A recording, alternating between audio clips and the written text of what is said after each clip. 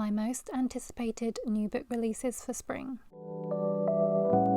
Hi guys, my name is Sharon and today we're talking new book releases that are coming out this April, May and June. I'm filming this quite in advance of when I actually plan to post this, so I think by the time that I edit and get around to posting it, some of these book releases would have already come out. These are just several of the book releases that I'm really excited for. We have some romance, magical realism, thrillers. I will just list them in the chronological order that they come out. Timestamps below in the description box. On the 7th of April we have Yesteryear by Caro Burke. This one's a debut novel about an American trad wife who's also a social media star, selling her farmhouse lifestyle to 8 million followers. She has 6 children, a handsome husband, and she seems to be living a really privileged life. And then one day she wakes up in the year 1805. So this is a historical fiction with magical realism.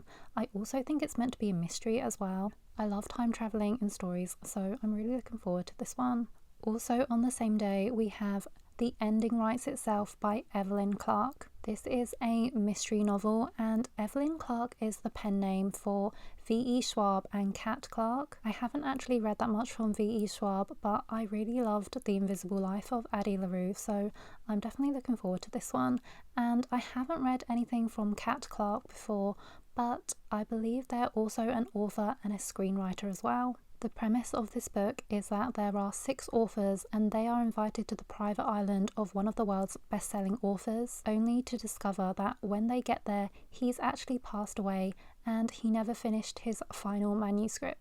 So all these authors have to take part in this contest to write the final chapter for his last book. They only have 72 hours and there's an amazing prize up for grabs. Hi, future me realising that there somehow were a bunch of books that I missed out and also wanted to talk about. So I'm sorry, you'll be seeing clips of me with a different fringe, different top and different angle. So on 9th of April we have Whatever Happened to Madeline Stone by Louise O'Neill. This is a suspense novel that will explore the dark side of child stardom, fame, and media misogyny in the early 2000s. I think there are 2 separate timelines in this one. In 2002, you follow twin sisters Madeline and Chelsea. They're both child stars in a sitcom, and Madeline is meant to be the bigger star, but then one day she goes missing. Then you follow Chelsea in 2025 when she is one of the most famous women of her generation. The premise of this one sounds so interesting. Idol by Louise O'Neill is actually one of my favourite thrillers and I never see anyone talk about it. Then on the 14th of April we have The Take by Kelly Yang. I think this one is meant to be a satirical fiction / thriller. You follow a young Asian American writer who is broke and struggling, and she enters into this sort of devil's bargain with a desperate Hollywood producer. The writer is offered $3 million to do this strange transfusion procedure where it will reverse the producer's aging. However, it will speed up her own aging. This concept sounds so interesting. It's given me modern day Picture of Dorian Gray vibes. Also on the 14th of April we have Cleo Dang Would Rather Be Dead by Nguyen. Cleo is a grieving mother whose newborn daughter has just passed away. In her grief, she alienates her husband, but also her best friend who has also given birth but to a healthy baby. Then she takes a job at the funeral house where her daughter was laid to rest. The premise of this sounds quite sad, but I think this is meant to be a quite healing story and is told in a more humorous tone. Also on the same day, we have The Thorn Queen by Sasha Peyton Smith. This is the 2nd book in the Rose Bargain series, which is a YA fantasy. I can't remember when the Rose Bargain came out now, but I feel like it wasn't even last year. It might have been the year before that. In the first book, the protagonist joined this dangerous competition where the prize was to marry the Fae Prince, and then the contestants could make bargains with the immortal Fae Queen, and they could gain some special advantage or talent in exchange for something of theirs that is considered high cost. So this is the sequel. I feel like the first book ended on a cliffhanger, but to be fair, I read it when it first came out and it seems like a while ago now, so I can't really even remember exactly what happened at the end of the first book. I remember it being interesting enough that it made me want to read the sequel. Then on the 28th of April, we have a new release from Jessie Q. Sutanto, and it's called Ms. Mebel? Mebel. Ms. Mebel Goes to the Chopping Block. I have no idea if I'm pronouncing that right. This one's going to be a comedy fiction. You're following a Chinese-Indonesian woman in her 60s. After her husband leaves her, she enrolls in a culinary course in France, but somehow mistakenly ends up in England instead. This is meant to be a funny and heartwarming story, and if the character is anything like Vera Wong, then I'm sure I'm gonna love it. And we have another book for the 28th of April, Boring Asian Female by Canwen.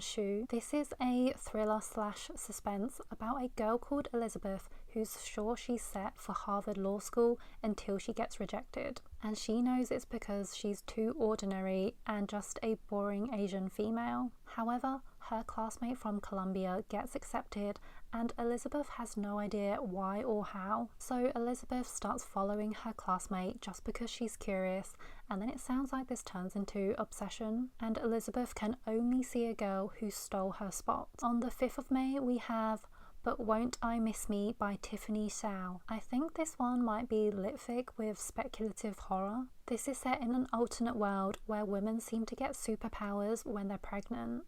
I think women go through something called a rebirth. This is about a woman called Vivi, but instead of getting superpowers and getting stronger after her rebirth, she becomes weaker. Her husband can't tolerate her defects. Vivi ends up having to uproot her life with her and her baby, and this is an exploration of the physical and psychological struggles of motherhood. Also on the 5th of May we have Caller Unknown by Gillian McAllister. This is a high-stakes thriller with a moral dilemma. This follows a woman whose daughter gets kidnapped whilst on holiday, and instead of demanding for money, the kidnapper wants the mother to do a dangerous crime for the release of her daughter. The plot of this reminds me of The Chain by Adrian McKinty. I really liked that one. On 12th of May we have New Skin by Sarah Wang. This is a litfic/horror that's also meant to be satirical. It's about an enmeshed mother-daughter relationship where they are best friends but also enemies. The daughter is trying to escape her mum's orbit, but then ends up getting dragged back in when her mother, who is addicted to plastic surgery, ends up having some botched medical procedure. Her mother then also wins a spot on some American reality TV show about botched plastic surgery. This book explores beauty, trauma and the plastic surgery industry. Quite interesting premise. On the 21st of May we have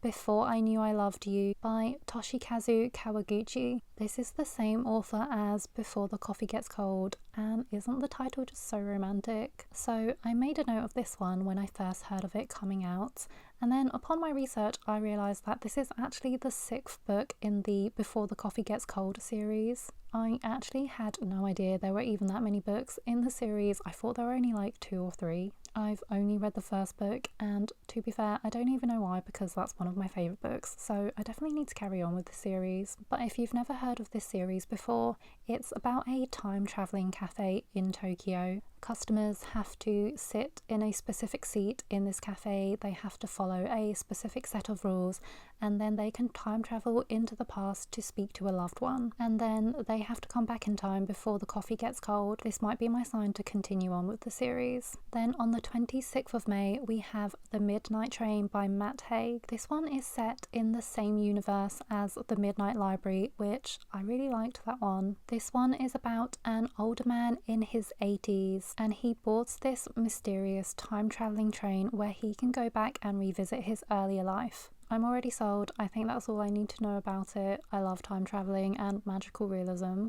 Then on 4th of June we have 3 Reasons for Revenge by Dervla McTiernan. Dervla McTiernan is the author of What Happened to Nina, and that's one of my favourite thrillers. This one's a detective thriller where you have someone who goes to the police station to report an assault, but later on that very same day they go missing. You also have 3 different packages which are sent to 3 very different people's houses, and each package is tailored to that specific recipient, and the contents contains things that will destroy these people's lives. This one sounds really intriguing, and I assume everything at the end will be linked. On the 9th of June we have Daughters of the Sun and Moon by Lisa C. This is a historical fiction set in the 1800s of Los Angeles, following 3 different women who are navigating a very anti-Chinese period.